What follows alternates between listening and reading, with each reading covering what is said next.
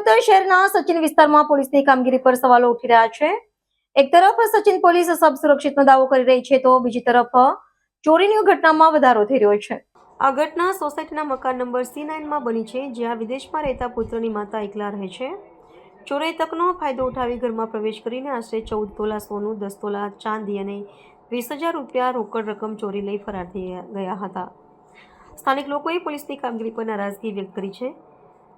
તેમનું કહેવું છે કે પોલીસ ફક્ત ડમફાંસ મારવામાં સમય પસાર કરી રહી છે, જ્યારે ચોરો નિર્ભય બનીને વારંવાર ઘટનાઓને અંજામ આપી રહ્યા છે।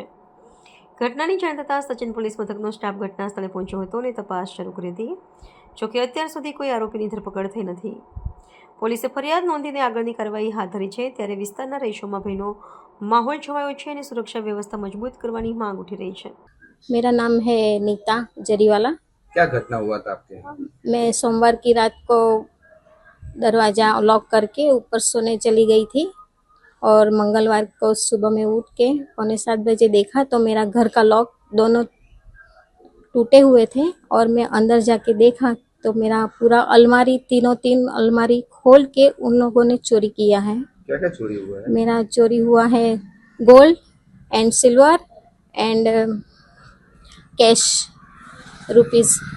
कितना सोना और चांदी चोरी हुआ? मेरा सोना था 14 तोला, चांदी था 10 तोला और कैश था 20,000। सचिन पुलिस स्टेशन की आपने मदद ली? हाँ, मैंने ली है सचिन पुलिस स्टेशन की मदद। क्या कहा उन्होंने? उन्होंने कहा है कि प्रोसेस चालू कर देंगे अभी और चालू ही है।